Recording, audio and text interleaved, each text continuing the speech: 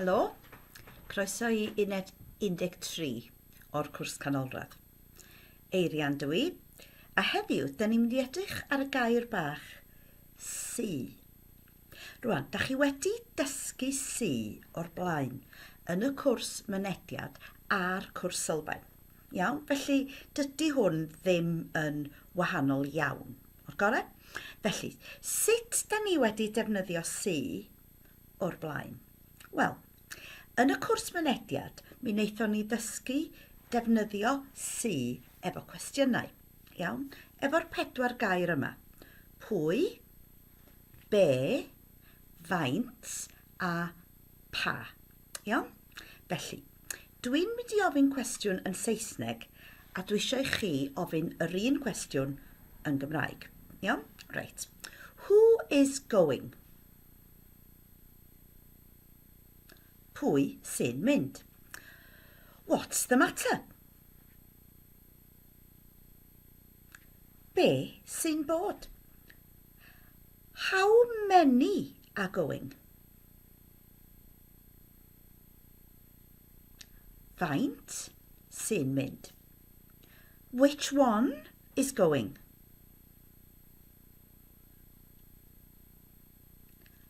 Pa un sy'n mynd? Iawn? Felly dyna cwestiynau efo si a berfau. Y tro yma mynd. Okay? Rwan, be am ansoddeiriau, adjectives? Well, who is ill? Pwy sy'n sal? What is blue? Be sy'n las? How many are fast? Faint sy'n gyflym? Which one is fast?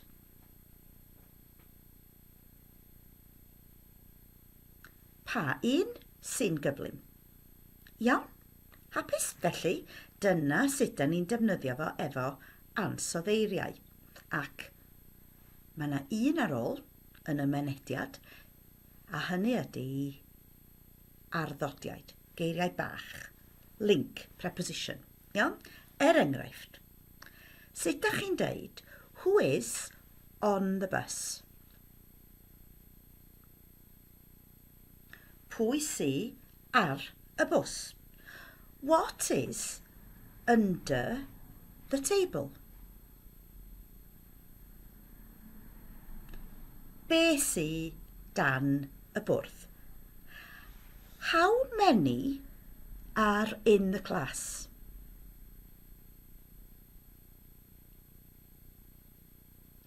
Faint sy yn y dosbarth? Which one is in the class? Pa un sy yn y dosbarth? A dyna be wnaethon ni yn y cwrs mynediad. Reit, felly, yn sylfaen, mi wnaethon ni defnyddio si fel cyswllt, link word. Okay? Fel who is, what is. I know someone who is. Iawn? Felly, dwi'n nabod rhywun sy'n byw yn Bangkok. Fy merch i. Iawn?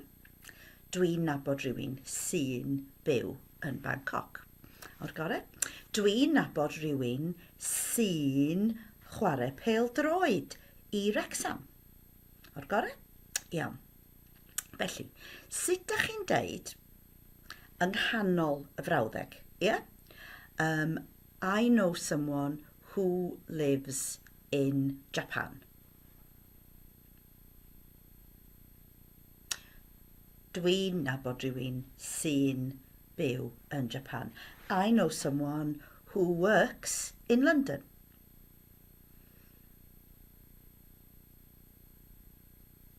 Dwi'n nabod rhywun sy'n gweithio yn Llundain.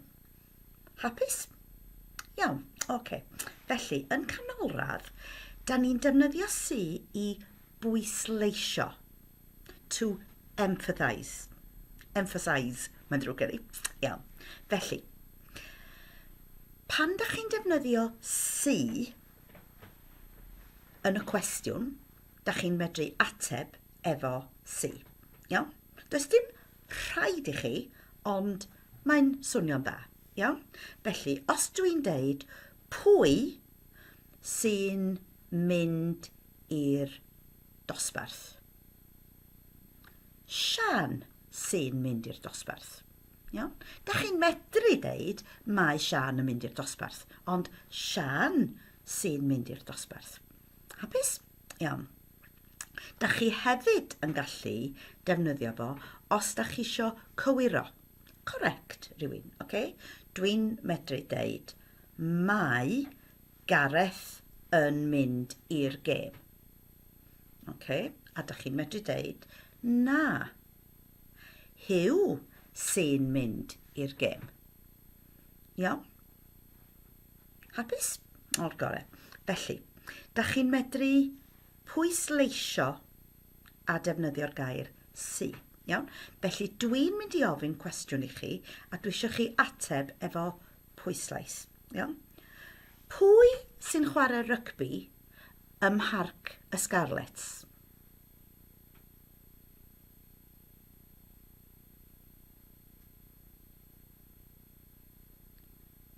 Y Scarlets sy'n chwarae rygbi ym Mharc y Scarlets, neu Llanelli sy'n chwarae rygbi ym Mharc y Scarlets. Iawn?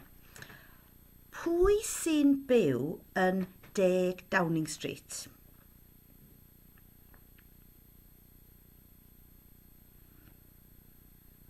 Wel, ar hyn o bryd, Liz Truss sy'n byw yn 10 Downing Street, neu Prif Weinidog Prydain sy'n byw yn 10 Downing Street. Iawn? Pwy sy'n canu yma o hyd?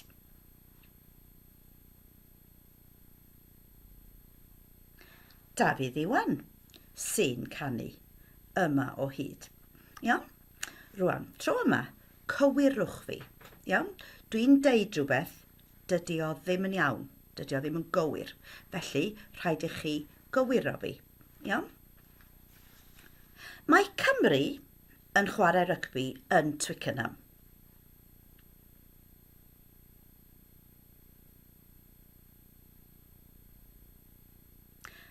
Na, Lloegr sy'n chwarae rygbi yn Twickenham. Mae EastEnders ar S4C.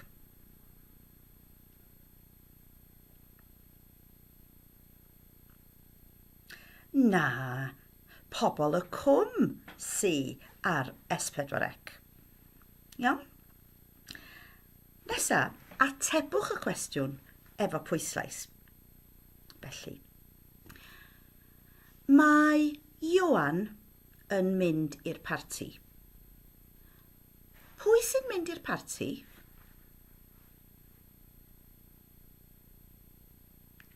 Ioan sy'n mynd i'r parti.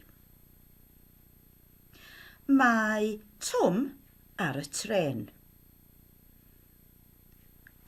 Pwy sy'n ar y tren?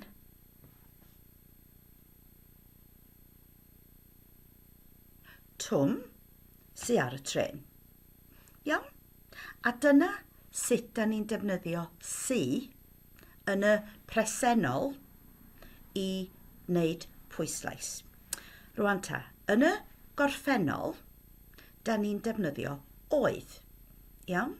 Felly, roedd John yn y dosbarth. Pwy oedd yn y dosbarth? John oedd yn y dosbarth. Iawn? Yn y dyfodol, da ni'n defnyddio fydd. Iawn? Mi fydd Carys yn y cyngerdd. Pwy fydd yn y cyngerdd? Carys fydd yn y cyngerdd. Iawn? Felly, yn y gorffennol, oedd, ac yn y dyfodol, fydd. does na ddim problem efo'r pwyslais, iawn? Ond yn y presennol, da chi'n defnyddio sy i wneud pwyslais. O'r gorau? Pawb yn hapus? Welwn i chi yn yr uned nesaf. Hwyl.